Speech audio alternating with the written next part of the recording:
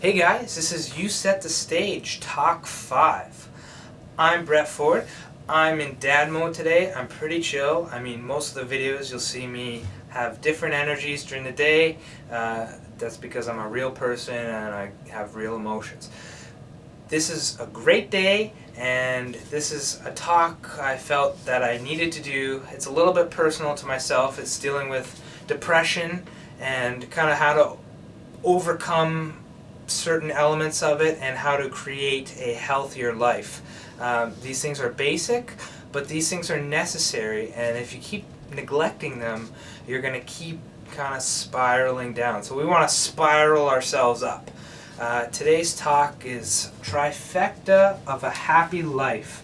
Now, obviously, Trifecta is a betting term dealing with predicting the first three winners of a race, a horse race, I believe, actually. But in this scenario, I'm going to talk about it as if it's a pyramid. You've got health, which encompasses sleeping, eating, and exercising. One isn't inherently better and going to help you more than the other. They're all very important.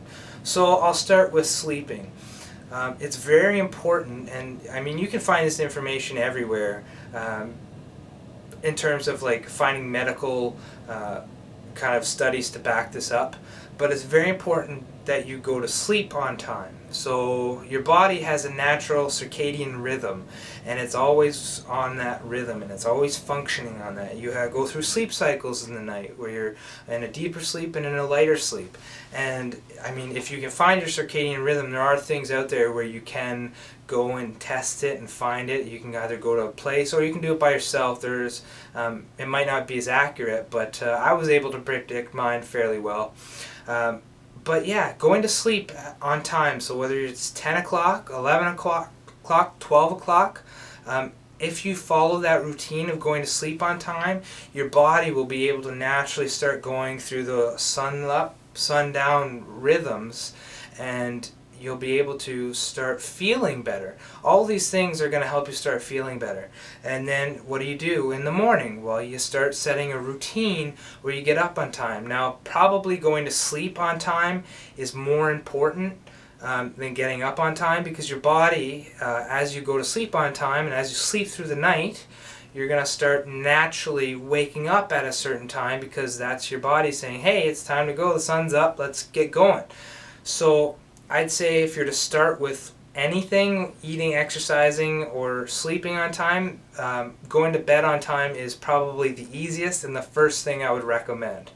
The next thing, exercise. So you want to make sure, obviously you've heard it 1,000 times, 30 minutes, 20 minutes, whatever it is of exercise a day. Get up. Whether you're at work, take a quick break. Get up, walk around, do some push-ups, do anything to help you get a little more active. Whether you can get up in the morning and set a routine where you get up and you do 10 minutes of yoga or whatever it is to calm your mind and start doing mantras to start the day, that might really help. Anything to kind of get yourself active. I would say even 20 to 30 minutes isn't enough. I would recommend an hour of a day. Like our ancestors used to get up.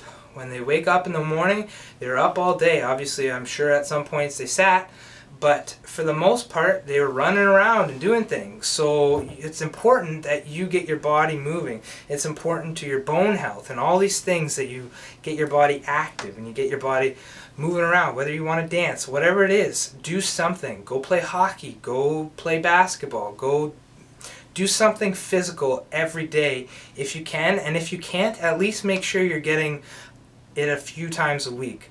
The last thing, if you want to work out too, that's great, but maybe you're not into that stuff. So find something that you can do for yourself. The last thing is getting the right type of foods. You know all the diets, you know the benefits, and if you follow a diet or you follow a workout plan even, you're going to find success. Whatever that is, if it's made by a professional that knows what they're talking about, you're going to get healthy from it. It's hard to follow diets, but the most important thing I would recommend with the diet, and now I'm a nobody, but the thing that seems to be killing a lot of people is sugar. Sugar is in everything. Check your milk. I bet you has 6 to 8 grams of sugar. Think of that. 6 to 8 grams of sugar. That's 6 or 8 sugar cubes. And that over time, I mean, there's videos on YouTube. I think somebody did a TED Talk even and showed how much an average child will get. Look at a juice box. All these things are filled with sugar. And so even if you can limit it, I think the recommendation was to get under 50 grams a day. But I would say, actually maybe it was 30 or 50. I can't remember the exact number. But I would say if you can keep it under 40 grams of sugar a day in all your things, other than maybe the natural sugars, but even if you're having an apple, you're going to get lots of sugar. Like, there's sugar in everything. So try your best to start watching and be more mindful of what you're putting in your body. If you're more mindful, and even chewing slower will help your body go through the process of digestion, and you'll feel fuller. So go and just start kind of cutting out the sugars. If you can start cutting out the sugars, you're going to have less cravings. My wife right now is doing the Atkins ketogenic low carb diet, and she said her cravings are gone now. And if she ever has a cheat day, she feels those cravings for the next 2 days. Like, it's amazing what carbs will do to your body. I'm not for or against any sort of diet. I think any diet that you do, you will find success because they are made by different professionals, and everybody has their own opinion. But my recommendation personally is kind of weaning out enough sugar that your body and your liver and all those functions can start repairing themselves and start healing your body. You have so much fat stores, and winter never comes because you just keep eating and you keep eating. So just start cutting out the sugars, and you know what's healthy, so I don't have to tell you. Just start adding the healthy things in one at a time. You don't have to do it crazy fast. Just over the next week, start adding a healthy vegetable. Start adding the next week another healthy vegetable. Now the next week start cutting something out and just slowly take it from there. But definitely start being more mindful, and in general start being more mindful. Be mindful of what you're doing. You're always thinking, you're always doing, there's always something going on. So if you can start to quiet that and start really feeling in the moment and in life, you're going to feel a lot better. Now these 3 things, the trifecta as I call them, are going to help you feel more happy. It can't not. Like, when you're exercising, you're releasing chemicals that help you feel happy. And you're going to start to feel better even just by the consumption of food that you're eating and cutting down sugars. All these things, and sleeping on time, you're going to start feeling better and creating that habit. I mean, once in a while you might fall off the train, but you know, if you can just get back on, just start with 1 thing, 2 things, just start adding things and taking out the bad things. So that's what I recommend.